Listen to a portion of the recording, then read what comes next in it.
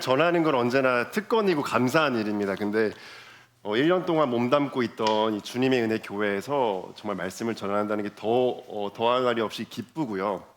오늘도 너무나 많은 성도님들로부터 화이팅, 이거 엄지척 너무 큰 격려를 받아가지고 참 감사한 마음으로 빚진 마음으로 이 자리에 쓰고 있습니다. 네, 기도하겠습니다. 하늘에 계신 우리 아버지 하나님, 이 시간 저의 입술을 주장해 주시옵소서. 하나님의 살아있는 말씀을 통해 여기 모인 우리 모두의 마음을 또 삶을 변화시켜 주시옵소서. 예수님의 이름으로 기도합니다. 아멘. 네, 오늘 말씀은 마가복음 6장 14절에서 29절 말씀입니다. 마가복음 6장 14절에서 29절 말씀입니다.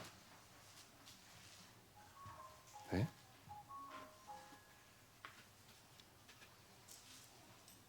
제가 봉독하도록 하겠습니다. 이에 예수의 이름이 드러난지라 헤롯 왕이 듣고 이르되 이는 세례 요한이 죽은 자 가운데서 살아났도다. 그러므로 이런 능력이 그 속에서 일어나느니라 하고 어떤 이는 그가 엘리야라 하고 또 어떤 이는 그가 선지자니 옛 선지자 중에 하나와 같다 하되 헤롯은 듣고 이르되 내가 목벤 요한 그가 살아났다 하더라.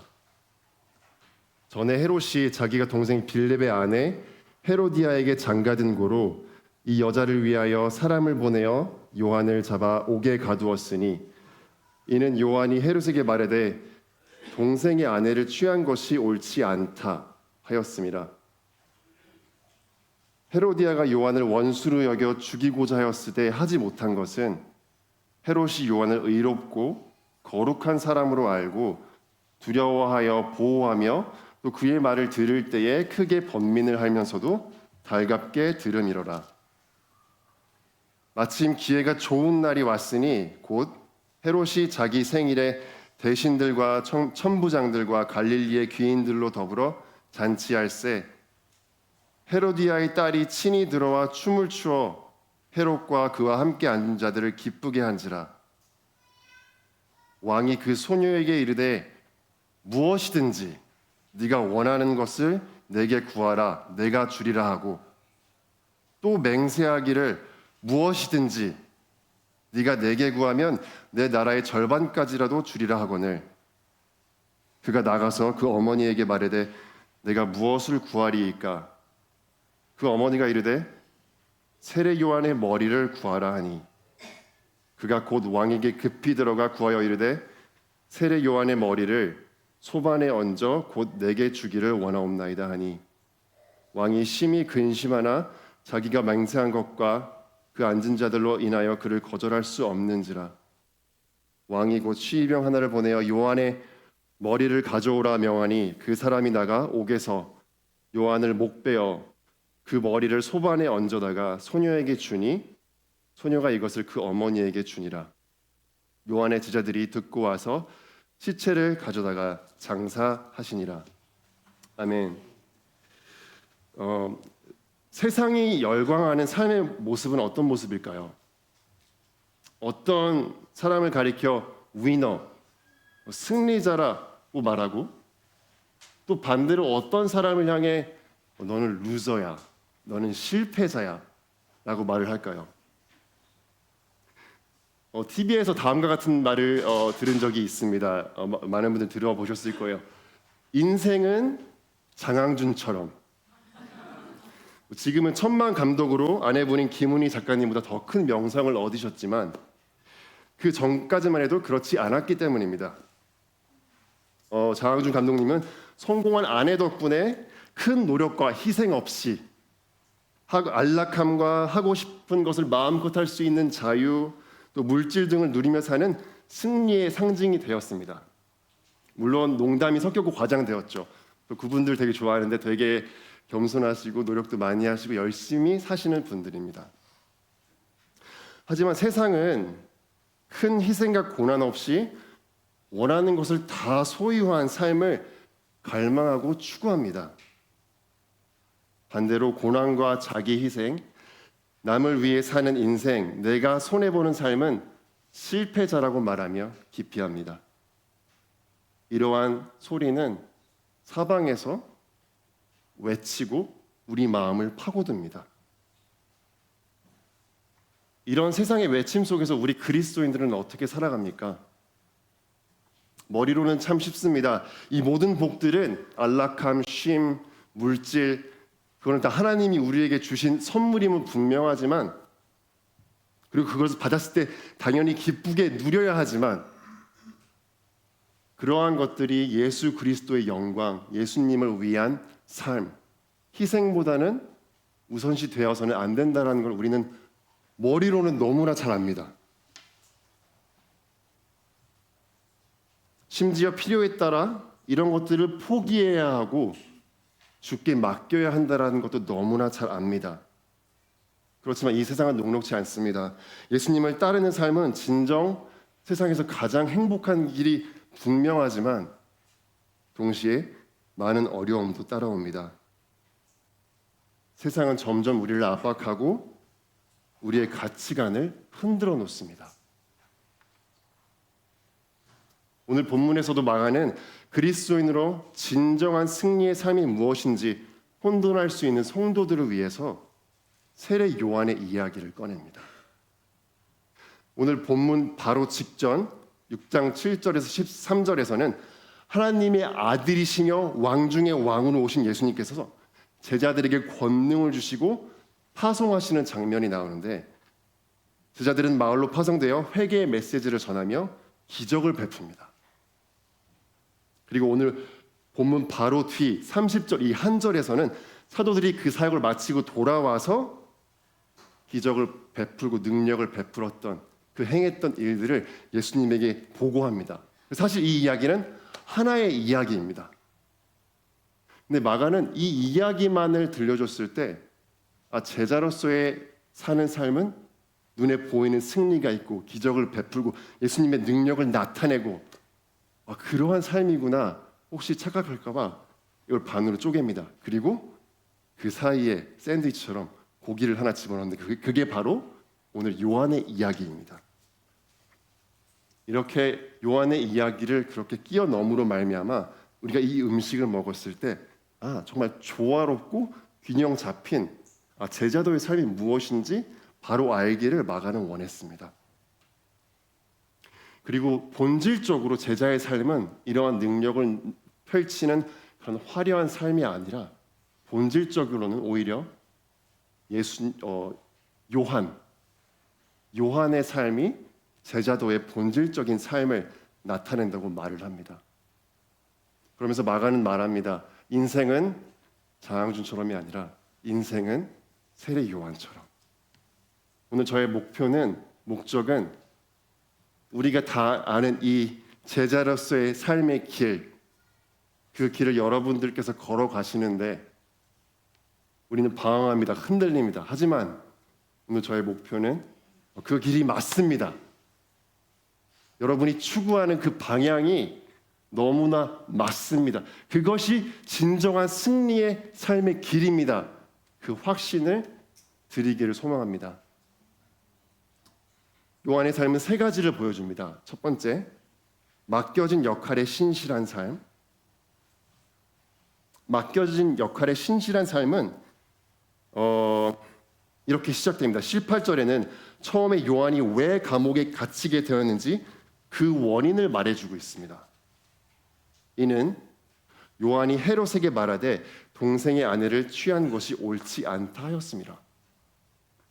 요한은 왜 굳이 헤롯에게 가서 불의한 결혼에 대해 이야기한 것일까요?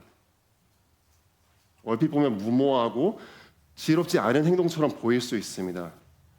이것을 통해 요한은 헤로디아의 원수가 되었고 감옥에 갇혔으며 결국 처참한 죽음을 맞이합니다. 정치적으로 봤을 때는 현명하지 않습니다. 분명 효율적이지 않고 이득이 없는 행동처럼 보입니다. 그러나 이것은 단순히 영웅심리나 충동적인 정의감에서 비롯된 행동은 아니었습니다. 이것은 하나님께서 세례 요한에게 맡기신 역할에서 비롯되었습니다. 마가복음 1장에 나와 있듯 하나님은 요한을 광야에서 외치는 소리로 하나님의 사자로 택하셨습니다. 그리고 예수님의 길을 준비하는 자로 세우셔서 이스라엘에게 회개의 메시지를 전하도록 하셨습니다. 선지자 세례 요한은 광야에서 신실하게 회개의 메시지와 메시아가 오실 것임을 계속해서 선포했습니다. 그리고 이 신실한 선포는 대상을 가리지 않았습니다. 오늘 나오는 헤롯에게도 명확히 선포되었습니다. 헤롯은 누구입니까? 헤롯은 전통 유대인은 아닙니다. 그러나 유대교에 속하게 된 에돔 사람입니다.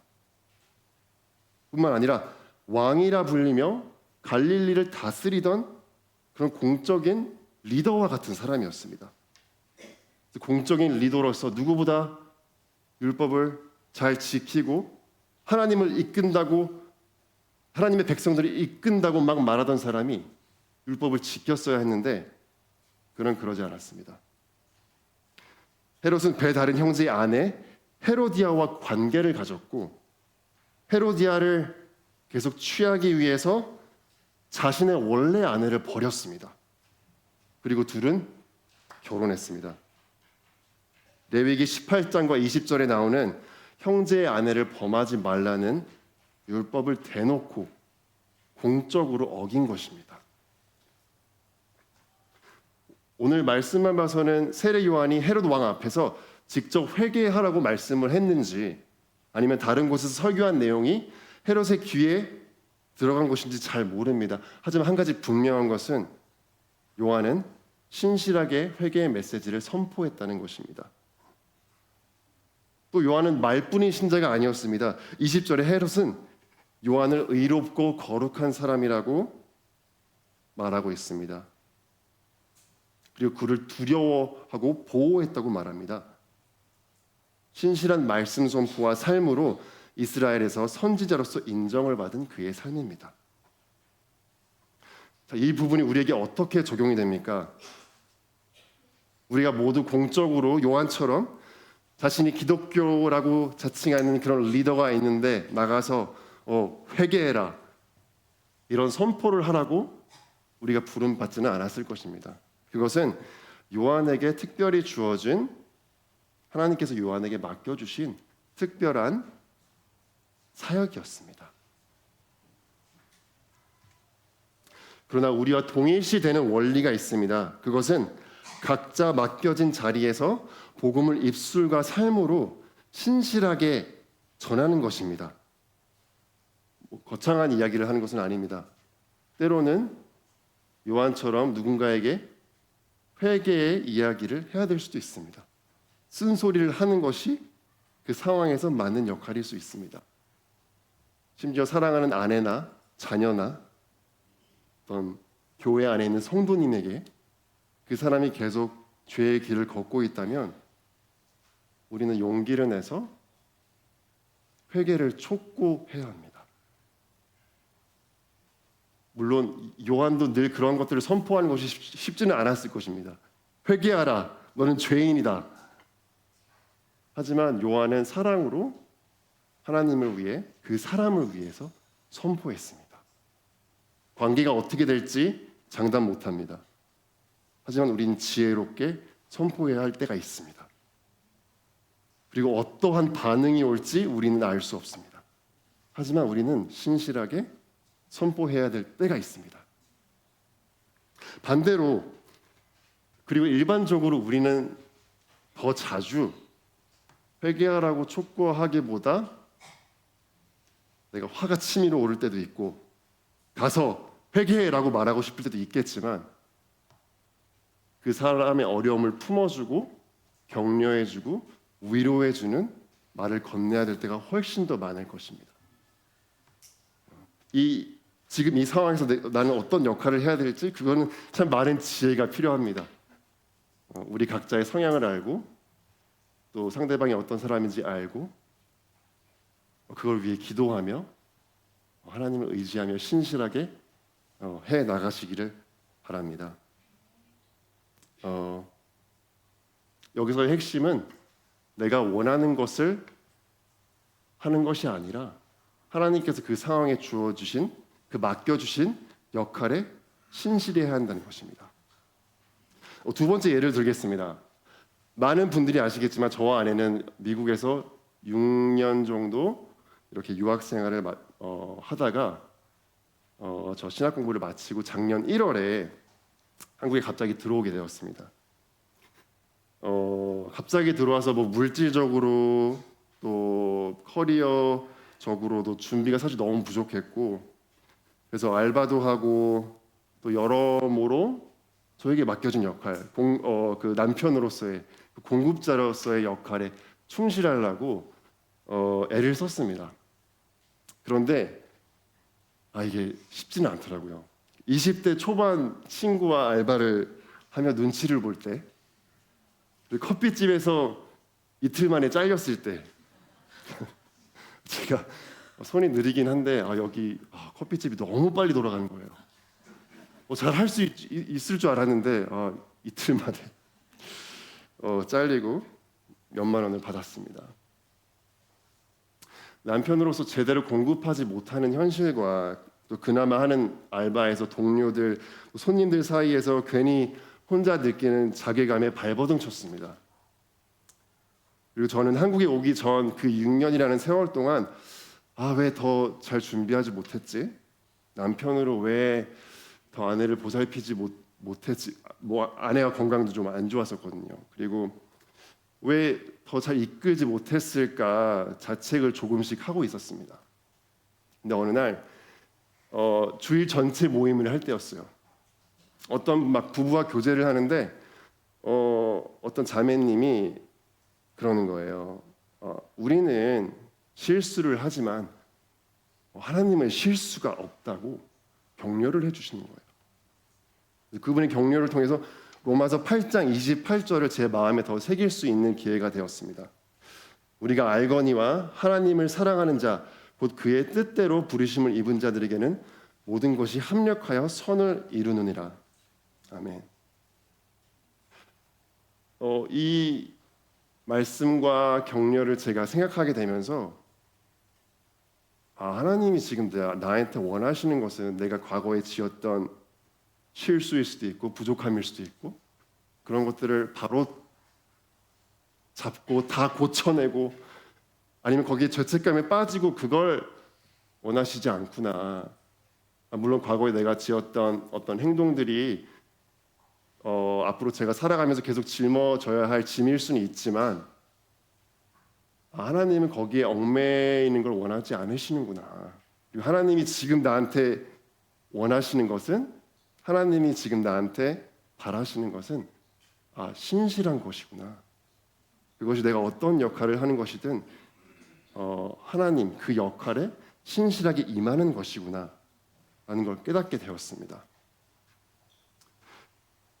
지금 현재 맡겨진 우리의 그 역할에 대해서 그거를 신실하게 감당하지 못하도록 방해하는 요소는 너무나 많습니다. 방금 말한 과거의 죄책감일 수도 있고 다른 사람이 맡고 있는 역할과의 비교일 수도 있고 내가 원하는 역할이 아니어서 그냥 힘든 것일 수도 있고 그러나 어떠한 역할이 맡겨졌다 해도 사실 오늘 세례 요한이 맡은 역할과 어떤 면에서는 너무나 동일합니다.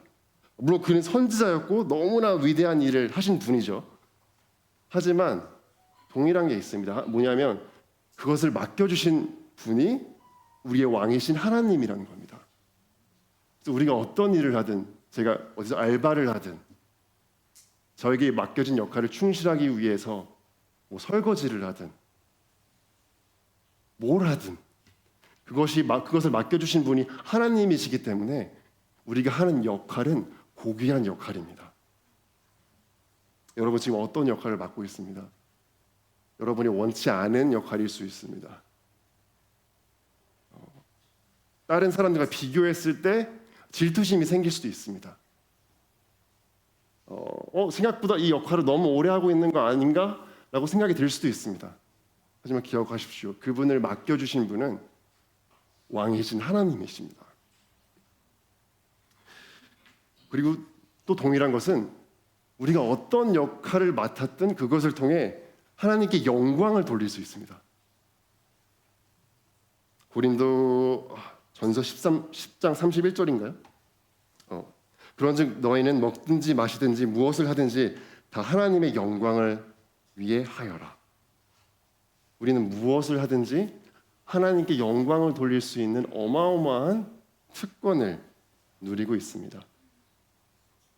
이렇게 하나님의 시선에서는 진정한 승리의 삶이란 그분이 맡겨주신 삶의 신실한 삶입니다.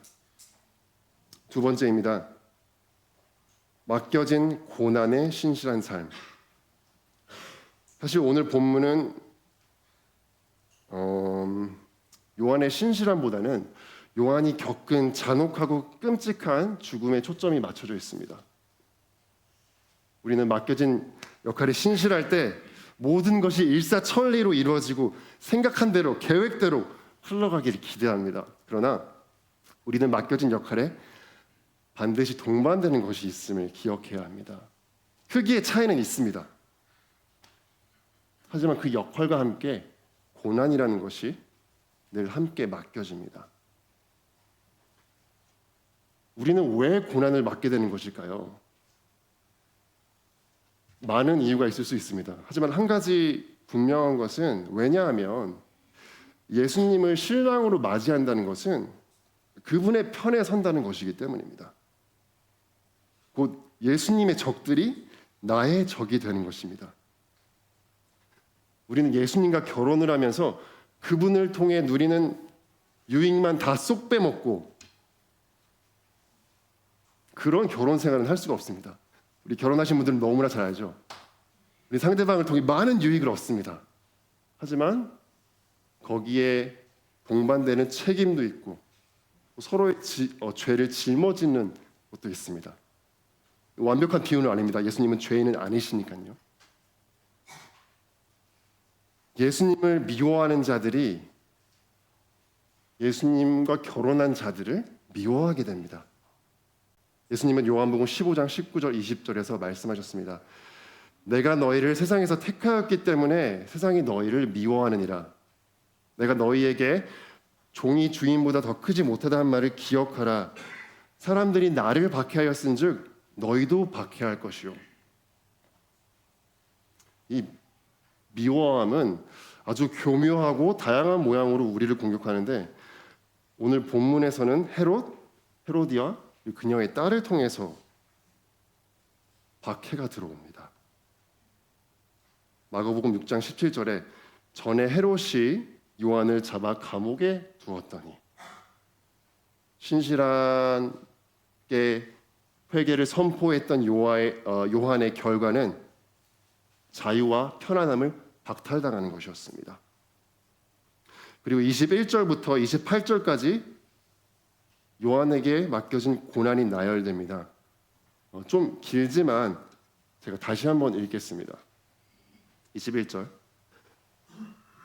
마침 기회가 좋은 날이 왔으니 곧 헤롯이 자기 생일에 대신들과 천부장들과 갈릴리의 귀인들로 더불어 잔치할세.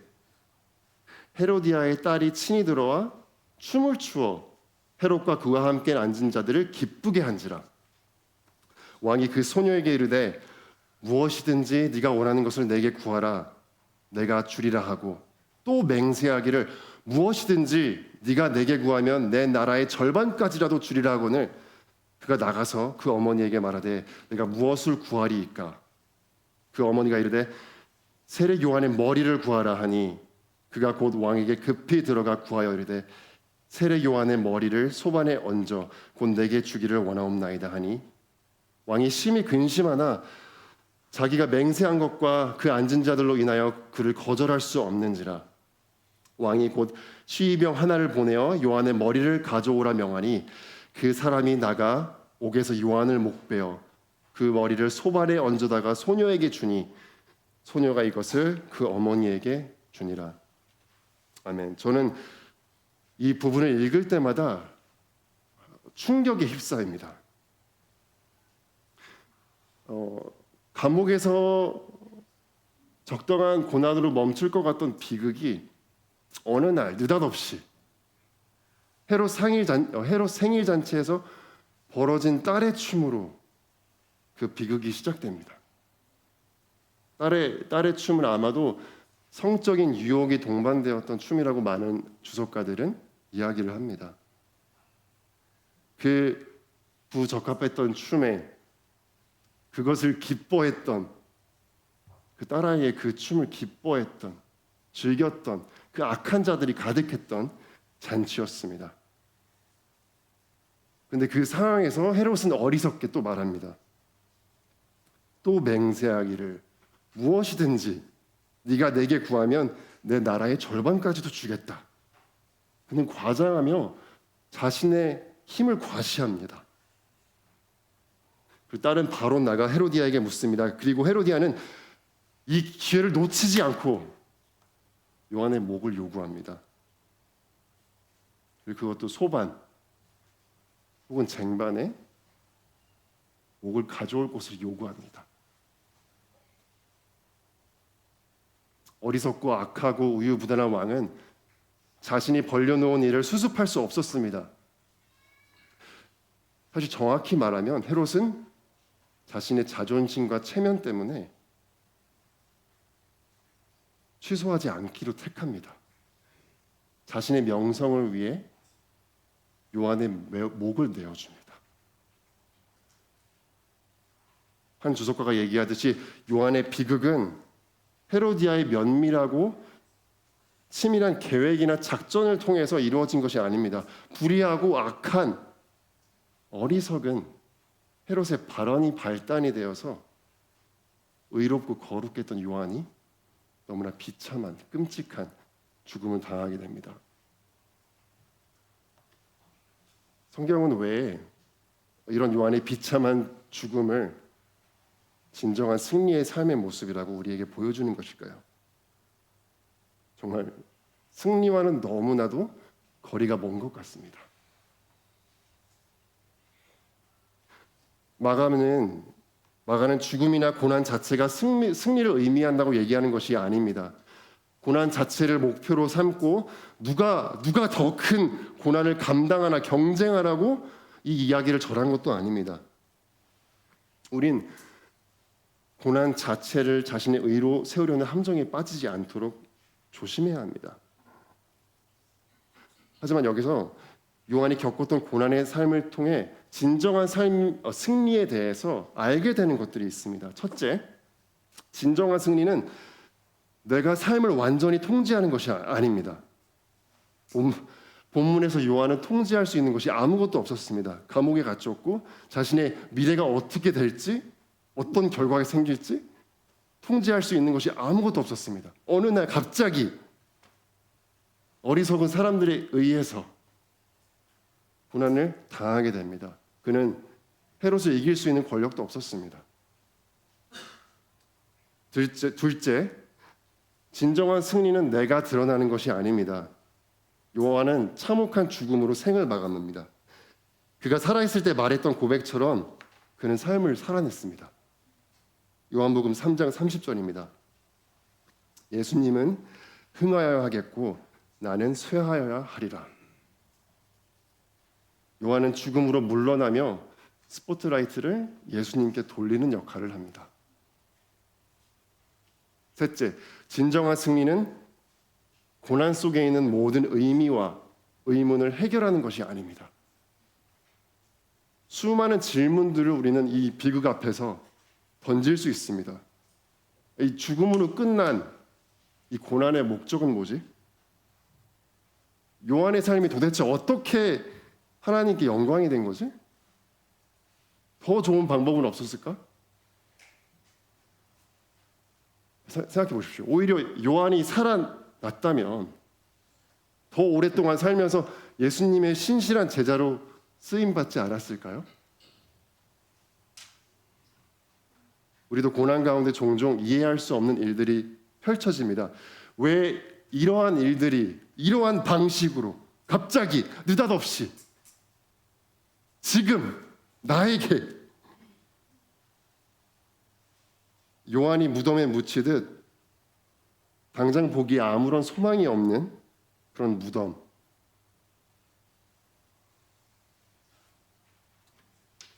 캄캄한 암흑에 갇힌 듯한 고난 속을 경험할 때가 있습니다. 성경은 우리가 주님의 영광을 위해, 주님을 닮아가기 위해 참 소망을 위해 고난 받음을 이야기합니다. 하나님께서는 선하신 분임을 이야기합니다. 그러나 우리가 궁금해하는 모든 것을 답해주지는 않습니다. 그리고 오늘 설교를 통해서도 이 모든 답을, 우리가 궁금해하는 그 모든 답을 답해드릴 수는 없습니다. 그러나 선하신 하나님께서 요한을 통해서 어떻게 영광 받으셨는지 다는 알 수 없지만 한 부분에 대해서는 확실히 말을 할 수 있습니다. 존 파이퍼는 말합니다. 그리스도께서 우리를 고난을 동반한 순종으로 부르시는 것은 우리의 의무에 대한 헌신이 얼마나 강한지를 보여주기 위해서도, 우리의 도덕적 결단이 얼마나 굳센지를 드러내기 위해서도, 우리의 고통에 대한 인내가 얼마나 대단한지를 증명하기 위해서도 아니다. 오히려 어린이와 같은 믿음으로 우리를 온전히 만족하게 하시는 그분의 약속이 얼마나 무한히 귀한지를 나타내기 위함이다. 요한은 모든 질문이 해결되지 않는 상황에서도, 자신의 영광이 드러나지 않는 상황에서도, 자신의 통제 밖의 상황이었던 그 상황에서도 하나님과 그분의 약속으로 인해 만족했습니다. 그리고 죽음의 침묵은 요한이 자신의 생명보다 예수님이 더 가치 있고 귀함을 증거합니다. 처참한 죽음으로 그 무엇보다 예수님의 영광을 밝히 빛내는 거울이 되었습니다.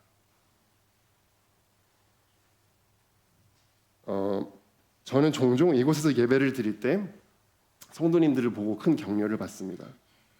그리고 성도님들과 교제하면 할수록, 알면 알수록 더 큰 격려를 받습니다. 왜냐하면 성도님들께서 각자 어떠한 고난을 지금 거쳐가고 있는지, 하나님께 신실하려고 주어진 역할에 고군분투하고 애쓰는 그 상황 가운데 얼마나 놀랍고 감당하기 힘든 어려움을 때론 겪고 있는지를 더 옆에서 보게 되기 때문입니다. 근데 그 극심한 어려움 가운데서도 나와서 주님을 예배하는 모습 속에서 그 무엇보다도 예수님을 귀하게 여기는 믿음을 같이 찬양할 때 보게 됩니다. 그리고 어떠한 상황에서도 예수님은 우리의 예배를 받기 합당하신 분임을 제 눈으로 생생하게 보게 됩니다. 기억하게 됩니다. 물론 우리의 믿음은 완벽하지 않습니다. 때론 좌절에 넘어지고 어렵습니다. 예배에 나오기도 힘듭니다. 요한도 완벽하지 않았습니다. 요한의 믿음도 완벽하지 않았습니다. 그럼에도 버티고 다시 일어나며 애통하며 하나님을 찬양하는 모습에서 예수님께서 예배받기 합당하신 분이다. 우리는 서로의 모습 속에서 보게 됩니다. 그러니 형제 여러분, 자매 여러분, 지금처럼 서로의 고난을 함께 나눕시다. 어떤 문제가 해결되지 않아도 좋습니다. 그리고 버티고 묵묵히 서 있읍시다. 그 모습 가운데 우리는 낮아지지만, 우리는 사라지지만 빛나는 예수님의 광채를 볼 수 있습니다. 진정한 승리의 삶은 첫째로 맡겨진 역할에 신실한 것이었습니다. 둘째로 맡겨진 고난에 신실한 삶이었습니다. 하지만 여기서 끝난다면 사실 진정한 승리의 삶이라고 말을 할 수가 없습니다. 여기서 끝나면 우리의 신실함은 고난은 헛것이 됩니다. 진정 실패자가 됩니다. 그러나 오늘 본문은 여기서 끝이 아닙니다. 마지막 세 번째가 진정한 승리의 삶의 기반이며 소망이며 목표입니다.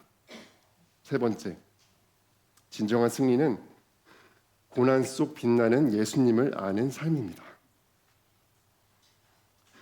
마가는 요한의 이야기를 들려주면서 우리의 시선이 요한의 그 고난 자체에 머물러 있기를 원치 않습니다. 마가복음 전체를 통해서 예수님이 누구인지 계속 말을 합니다. 그리고 오늘 말씀에서도 이렇게 시작합니다. 14절. 이에 예수의 이름이 드러난지라 헤롯 왕이 듣고 이르되 이는 세례 요한이 죽은 자 가운데서 살아났도다. 그러므로 이런 능력이 그 속에서 일어나느니라 하고 어떤 이는 그가 엘리야라 하고 또 어떤 이는 그가 선지자니 옛 선지자 중에 하나와 같다 하되 헤롯은 듣고 이르되 내가 목벤 요한 그가 살아났다 하더라. 하지만 헤롯은 옳지 않았습니다. 예수님은 세례 요한이 아니었습니다. 물론 너무나 비슷한 게 많습니다. 그러나 세례 요한은 예수님이 아니라 더 위대하신 예수님을 가리키는 자로 오늘 본문에 존재합니다. 그리고 이 예수님을 아는 것이 진정한 승리임을 강조합니다. 그래서 여러분 우리가 고난 가운데에 그 고난의 현실 가운데 그 감정 가운데 머물러 있기 너무나 쉽습니다. 하지만 마가복음은 여기서 끝나지 않습니다. 요한의 죽음 뒤에 바로 예수님이 등장합니다. 그리고 마가복음 16장까지 다시금 예수님이 어떤 분인지 얘기를 합니다. 너무나 힘들지만 우리의 시선을 이 참혹한 이 요한의 광경에서 우리의 광경에서 자꾸 들어야 됩니다. 자꾸 넓게 봐야 됩니다. 계속해서 예수님을 찾고 알아가고 힘써야 합니다. 첫째로 우리가 여기서 알아야 하는 하나님은 더 위대한 고난을 받으신 십자가의 예수님입니다. 예수님도 고난을 받으셨습니다. 하지만 더 위대한 고난을 받으셨습니다. 예수님은 모든 만물을 통제하시는 하나님이시지만 인간으로 오셔서 그 능력을 일부러 사용하지 않으셨습니다. 감옥에 갇혀서 어쩔 수 없이 묶여있던 요한과는 다릅니다. 예수님은 그 감옥을 뚫을 수 있는 자신의 상황을 이길 수 있는 능력이 있으셨지만 그 능력을 사용하지 않으셨습니다. 제한하셨습니다. 예수님은 3년여 동안 사랑하고 가르쳤던 12제자 중 한 명이었던 유다에게 배신을 당해 유다 지도자들에게 넘겨줬습니다. 그리고 지도자들은 예수님을 로마 총독 빌라도에게 더 거대한 권력에 넘겼고 그리고 더 잔혹한 십자가 처형을 당하시며 세상 죄를 지고 가는 하나님 어린 양으로 하나님의 진노를 감당하셨습니다.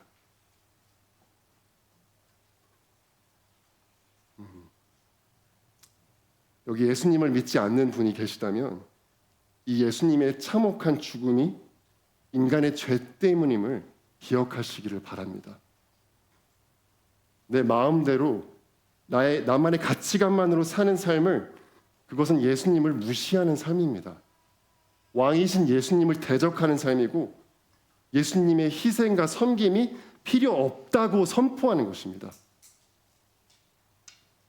그러나 지금이라도 이 죄를 돌이키고 예수님이 제공하신 이 죄 용서를 받아들이는 자는 누구든지 구원을 받습니다. 그러니 예수님을 믿고 구원을 받으십시오. 세상 모든 것을 잃어도 가장 중요한 이 예수님을 아는 것, 이 죄 용서를 얻는 것, 영생을 얻는 것, 그분과 함께하는 것, 그것이 진정한 승리의 삶입니다. 예수 그리스도를 믿으십시오. 주님의 은혜 교회 형제 자매 여러분, 우리는 요한의 고난을 보며 예수님을 이렇게 떠올리듯이 우리 자신의 고난 중에서도 예수님을 떠올릴 수 있습니다. 예수님을 더 깊이 알아갈 수 있습니다.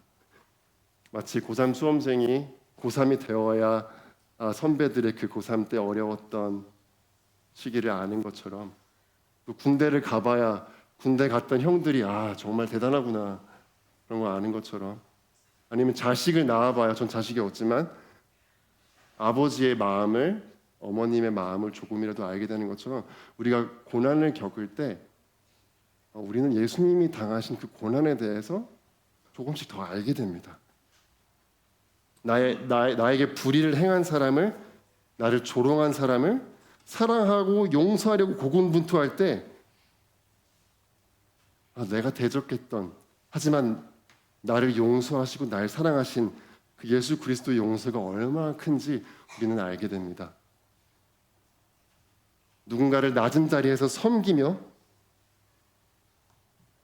계속해서 섬기고 돕고 사랑하고 애쓰고, 하지만 우리 그러다 지치죠. 내가 지금 뭐 하는 거지? 그럴 때 우리를 묵묵히 섬기셨던, 우리의 발을 씻어주셨던, 너무나 낮은 자세로, 너무나 낮은 마음으로 우리 섬기셨던 예수님의 사랑을 알게 됩니다.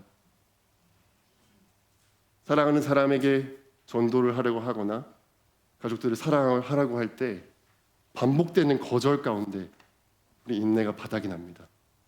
하지만 주님께서 나를 부르실 때 우리가 얼마나 주님을 대적했고 거절했는지, 하지만 그럼에도 불구하고 주님께서 인내하심으로 우리를 찾으시고 건지셨던 그 놀라운 사랑을 알게 됩니다.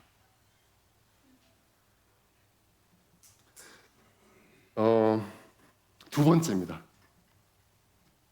이 십자가의 예수님뿐만이 아닙니다.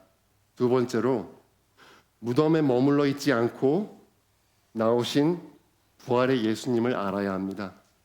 오늘 본문은 이렇게 끝납니다. 요한의 제자들이 듣고 와서 시체를 가져다가 장사하니라. 근데 우리가 다 아는 얘기지만 마가복음 15장 47절에도 예수님은 죽으셨고 예수님을 따르던 요셉이 예수님을 무덤에 넣어두었다라고 기록하고 있습니다. 죽어서 무덤에 들어간 것은 비슷합니다. 그러나 예수님의 이야기는 여기서 끝나지 않습니다. 죽은 예수님의 몸에 향품을 바르기 위해 두 여인이 찾아갔습니다. 하지만 무덤 문은 열려 있었고 무덤 안에 들어갔을 때 천사가 말했습니다. 놀라지 말라. 너희가 십자가에 못 박히신 나사렛 예수를 찾는구나. 그가 살아나셨고 여기 계시지 아니하니라. 보라, 그를 두었던 곳이니라. 예수님은 죽음에 머물러 있지 않으셨습니다. 예수님은 죽음을 이기셨습니다. 진정한 승리의 삶은 이 부활하신 예수님을 아는 삶입니다. 그분을 구주로 믿을 때 그분의 승리가, 그분의 부활이 우리 것이 되기 때문입니다. 주님이 다시 오실 때 예수님이 누군지 몰랐던 헤롯은 결국 심판을 받을 것입니다. 그러나 하나님의 약속을 신뢰했던 요한은, 그리고 예수님을 믿는 여기 계신 모든 분들은, 모든 예수님을 믿는 신자들은 예수님의 승리로 인해 함께 부활하며 승리하며 외칠 것입니다. 사망아, 너의 승리가 어디 있느냐? 사망아, 네가 쏘는 것이 어디 있느냐? 형제 자매 여러분, 진정한 승리는 이 땅의 것들을 추구하는 데 있지 않습니다. 맡겨진 역할에 신실하고 맡겨진 고난에 신실하며 십자가의 또 부활의 예수님을 아는 삶에 진정한 승리가 있습니다. 주님은 은혜와 능력으로 최후 승리를 우리에게 약속해 주셨습니다. 하나님께서 예수 그리스도를 통해 우리에게 그 승리를 주셨습니다. 그러니 계속해서 제자의 삶을 걸어가십시오. 오늘 말씀을 고린도전서 15장 57절 58절 말씀으로 마무리하기 원합니다. 우리 주 예수 그리스도로 말미암아 우리에게 승리를 주시는 하나님께 감사하노니, 그러므로 내 사랑하는 형제들아, 견실하며 흔들리지 말고 항상 주의 일에 더욱 힘쓰는 자들이 되라. 이는 너희 수고가 주 안에서 헛되지 않은 줄 알미라. 아멘. 기도하겠습니다. 신실하신 하나님 아버지, 십자가와 부활의 예수님, 이 복음의 놀라운 소식에 너무나 감사드립니다. 하나님, 갈대 같은 저희들을 붙잡아 주시고 하나님의 영광 안에서 계속해서 살아갈 수 있도록 이끌어 주시옵소서. 주님 홀로 영광 받으시옵소서. 예수님 이름으로 기도합니다. 아멘.